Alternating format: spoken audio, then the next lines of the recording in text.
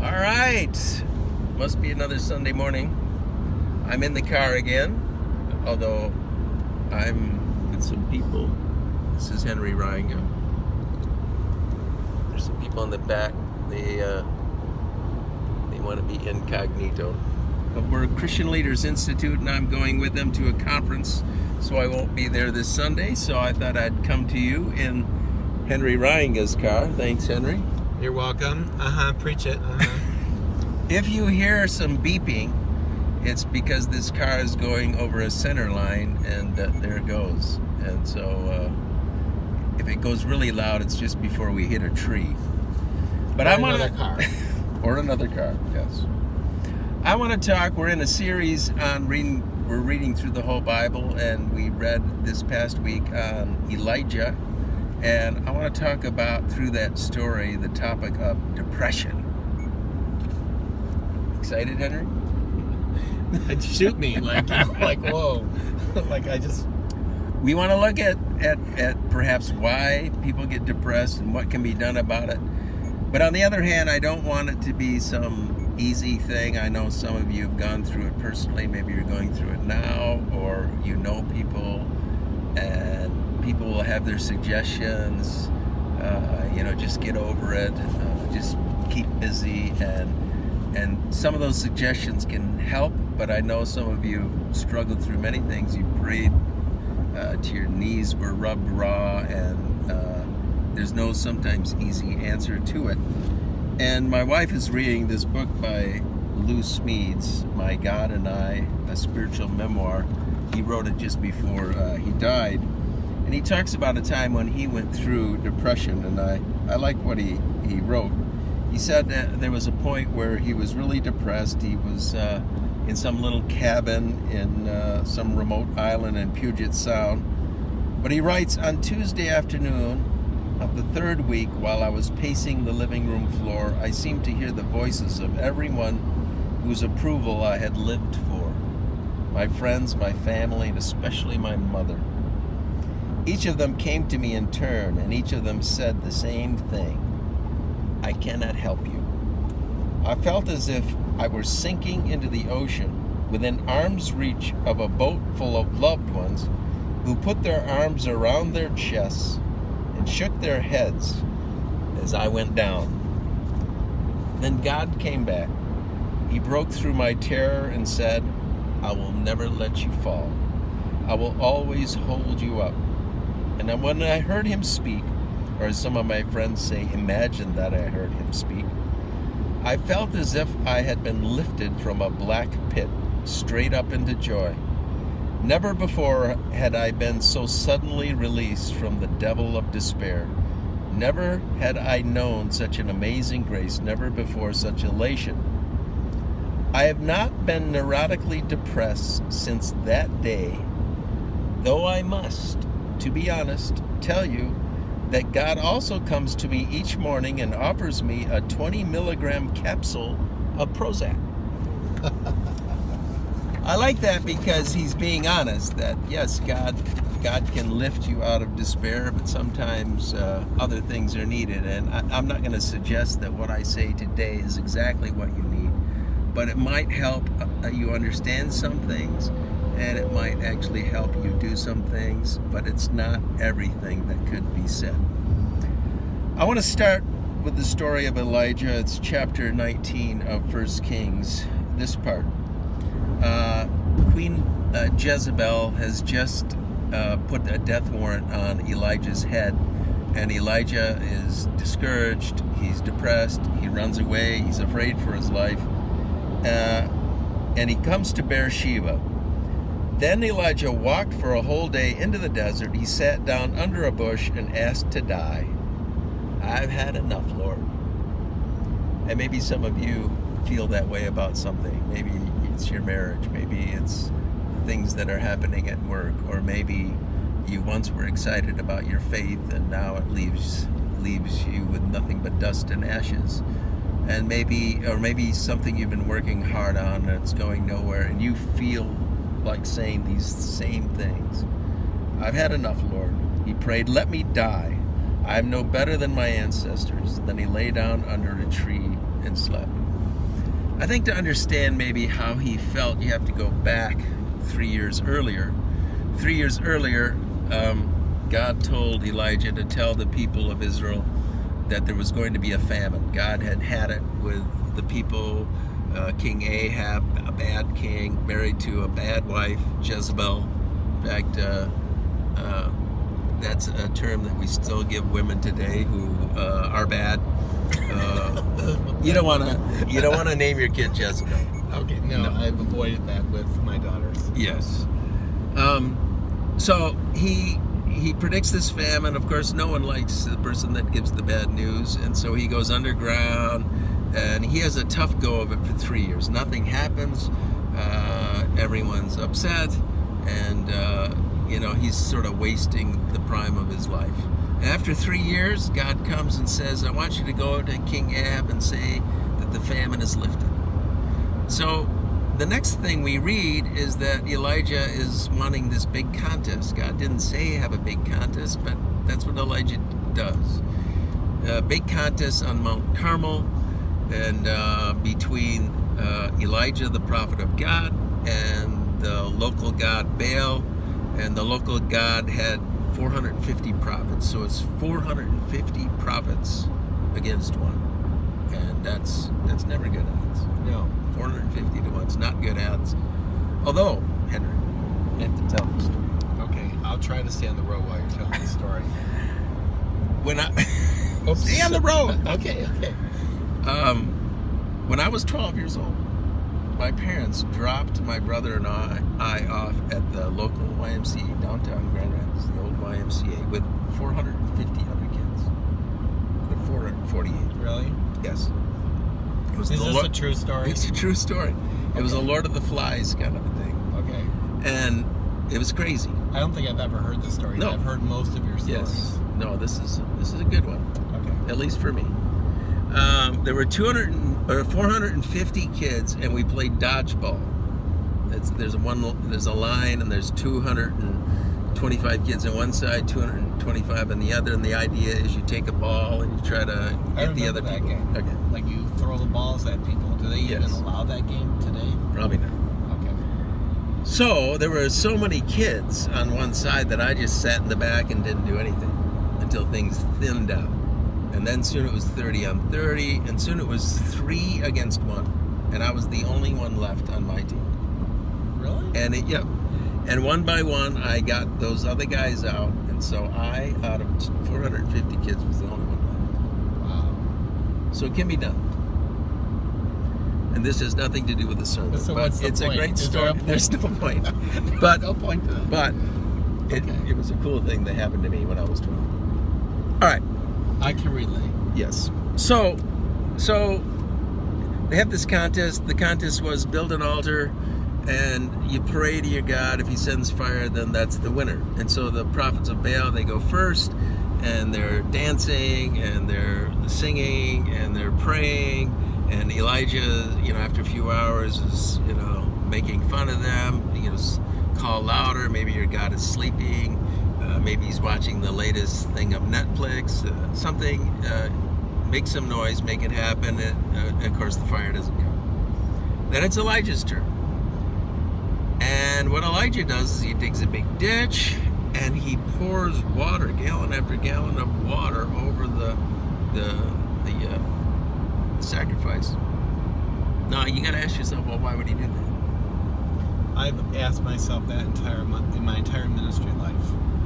Why do you do that? Well, I think the traditional thing was that he did that so that people would know that this is the one true God. But I think he did it because he wanted to know if God was going to do something or not. For 3 years, God had done nothing. Nothing's going on. It wasn't God's idea to have this contest in the first place.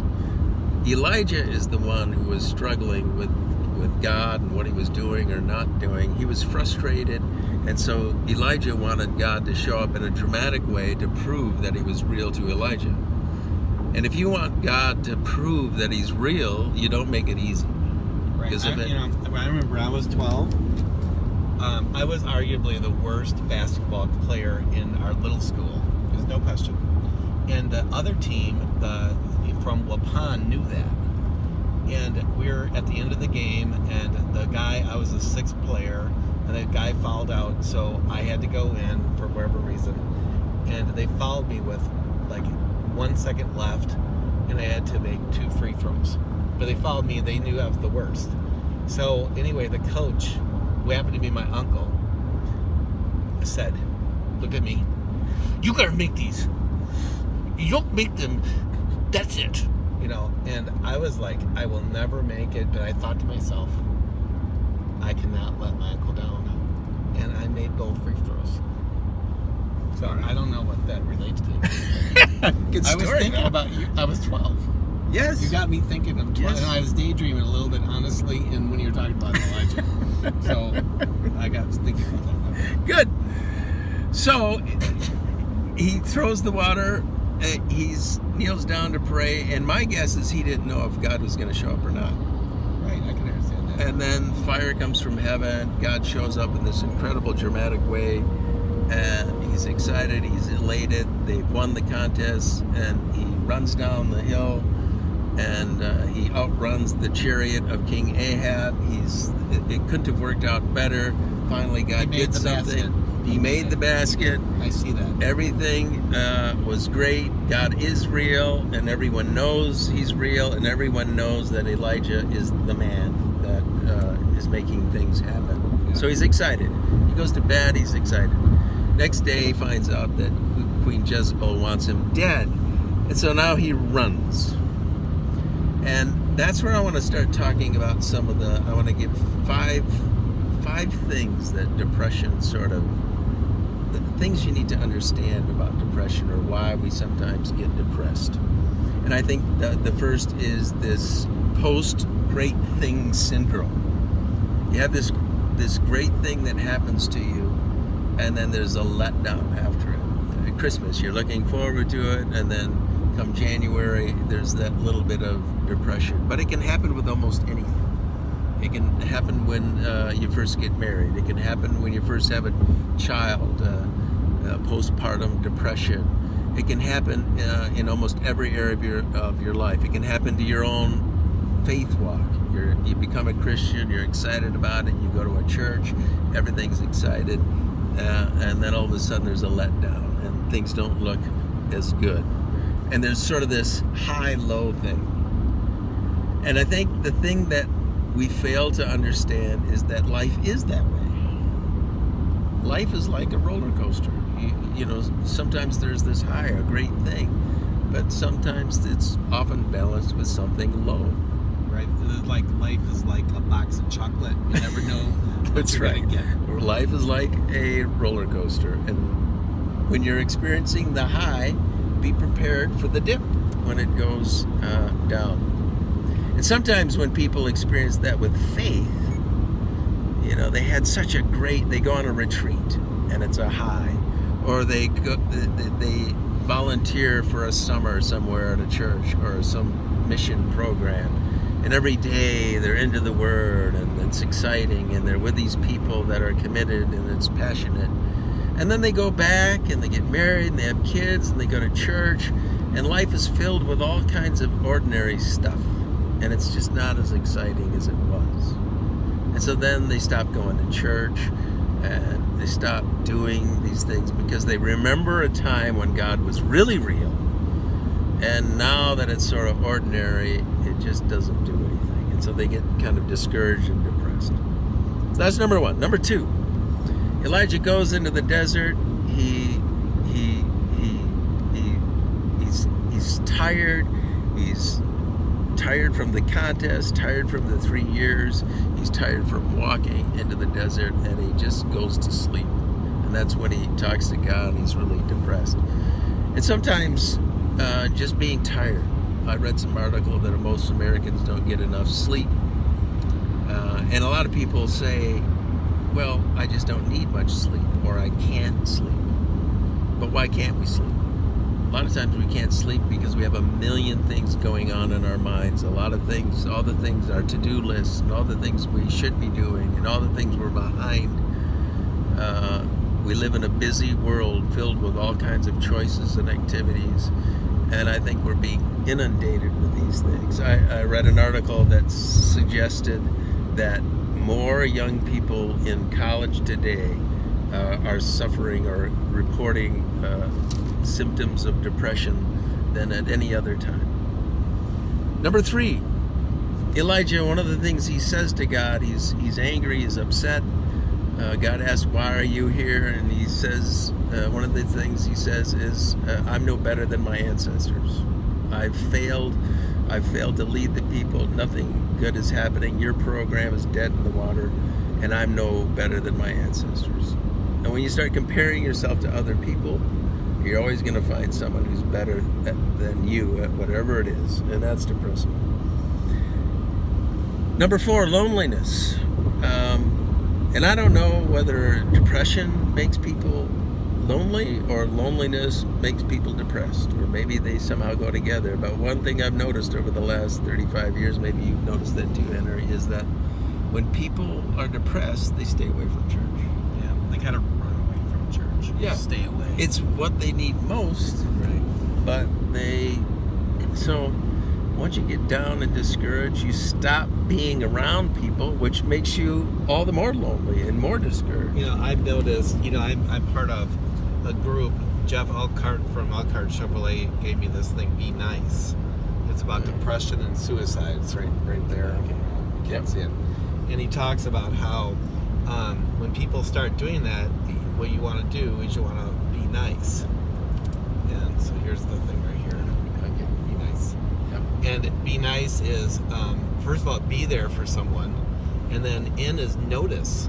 Like if somebody all of a sudden is not, if they're always on time and now they're not showing up, give them a call. Notice, hey, I noticed that you've been late recently.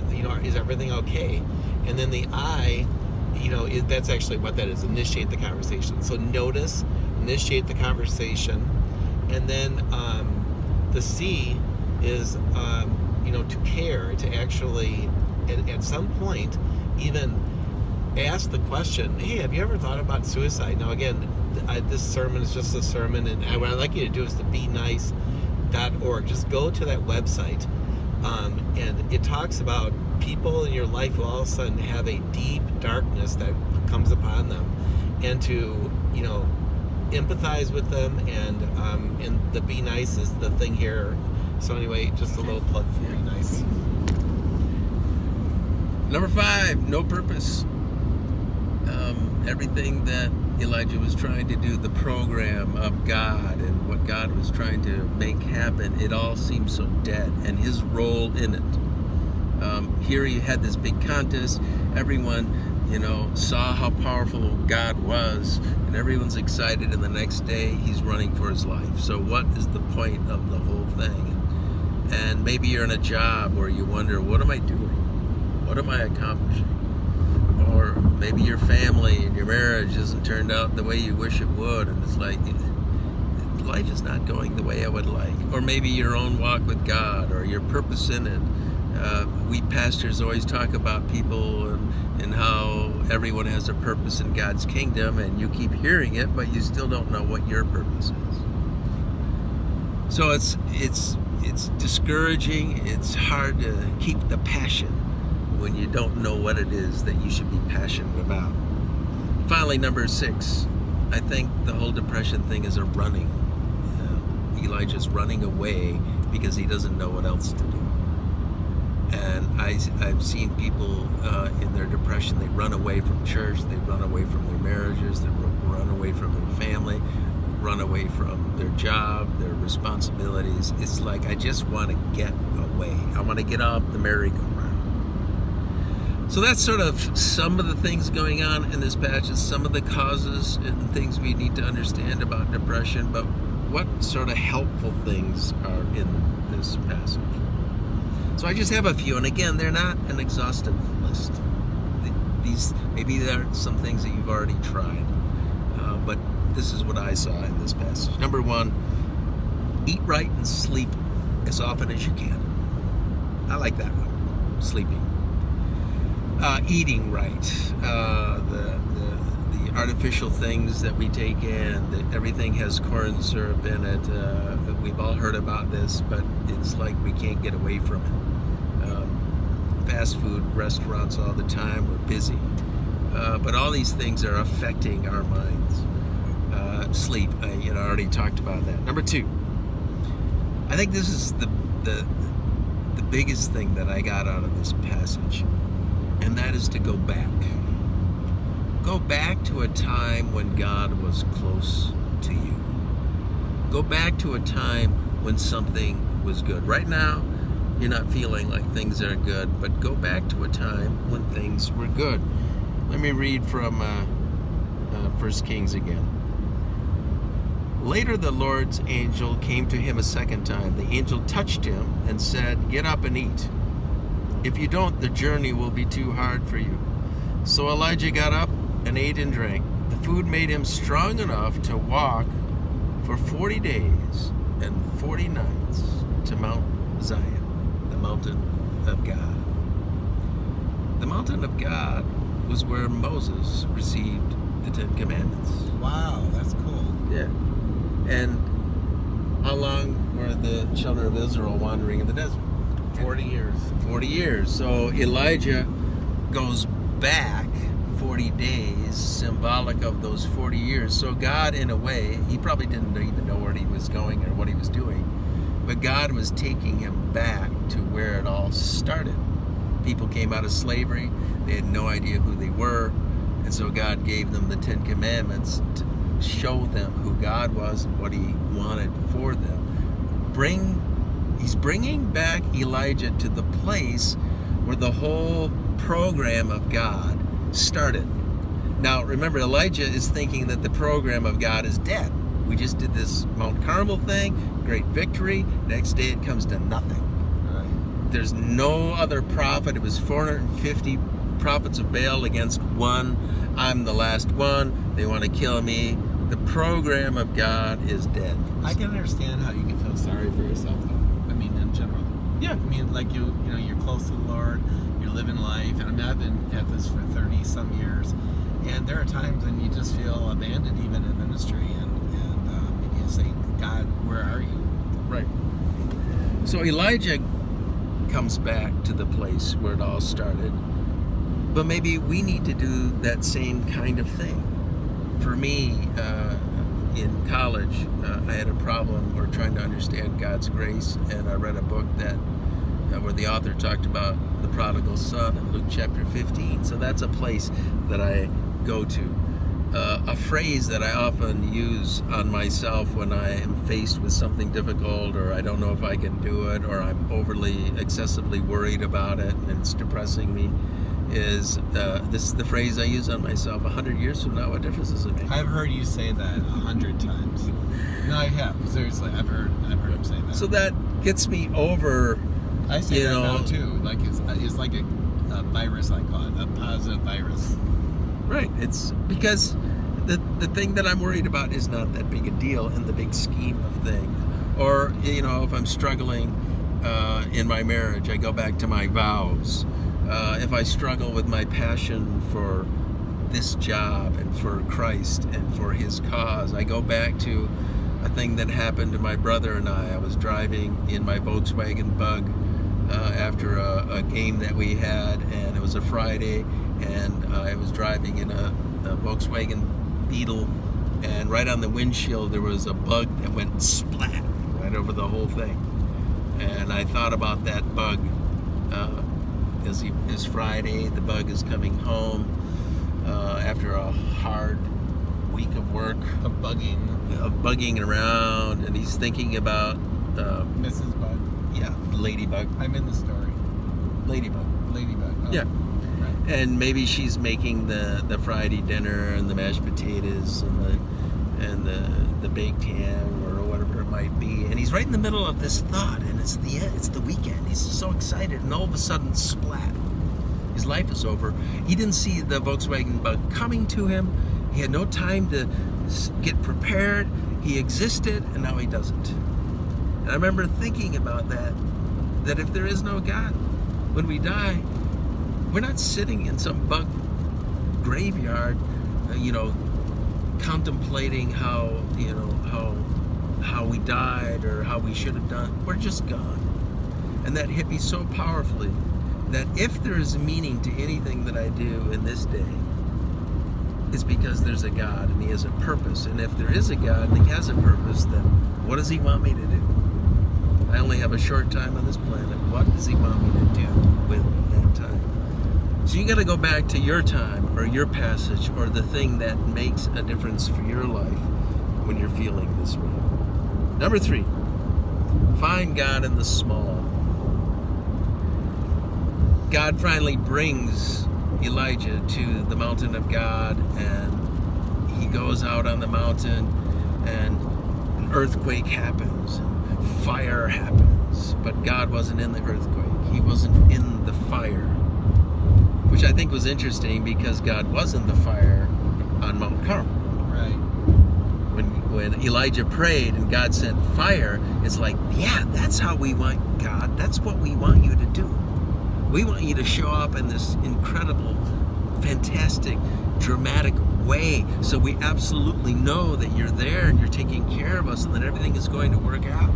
That's what the basketball goes in the yes, bucket. We want that success. Yeah. But in this story, God is not in the fire. He's not in the earthquake. He's in a still small voice. Try to find God in the small things, in a sunset, in a bird that flies by, or in the smile of a grandson, or in one verse that you read that touches you, or someone that emails you at just the right time just to say that they care. Look for God in those small things. Number 4, realize God has a bigger plan than just what's happening around you. So what the small voice says to Elijah, he says to Elijah, and he says this at the very end, he says, by the way, Elijah, you're not the only one. There are 8,000 people who are serving me that have not bent their knee to the Baals. They're serving me that you don't know about. So a lot of times we feel like we're alone in our pain and our suffering, and we feel like God has forgotten us, and the plan of God is dead all around us. But God he's involved in a bigger plan, and we're part of that bigger plan. And that's really the last thing. The last thing is believe that God has a plan for you. So that's what God says to Elijah too. He says, he doesn't argue with it. Elijah complains, God, these are bad things. Nothing's happening. And now they're trying to kill me as the only prophet. And God doesn't argue with him. He just says, here's what I want you to do. I want you to go back. I want you to anoint this person the king. I want you to get your apprentice Elisha. And he lists off 4 things. Elijah, this is what I want you to do. Quit feeling sorry for yourself and get out there and do the thing that I need you to do. And so maybe I guess that's the last thing. You're not the whole plan, but you are part of the plan. God does have a special role for you. You might not know where it is. You might not know where it is, because in this story, you might be 3 years in the famine, or you might be coming down from the high of Mount Carmel, or you might be wandering in the desert, wanting to die. You could be any place in this story, but God's story for you can end just like it did for Elijah. God does have a plan for you. And all the things that you're going through, the hard times, the difficult things, God won't waste any of it. That's really cool. Well, I hope you enjoyed your time with us. It's starting to rain outside. You can see out there. Rain happens. Rain happens. Yeah. It could be raining outside, but you can still enjoy it inside. I was listening to your sermon. And I was thinking, like when Elijah got Elisha going, and then they even got a school of the prophets, so there's like no prophets. Right. They got a school of the prophets. I always think it went from total depression, I'm the only one left, they're trying to kill me, to a whole school of prophets. Yeah, ministry training everywhere. There you go. That's pretty cool. Anyway, thanks for letting me be a part of this. Wow, you are such an amazing preacher. So City.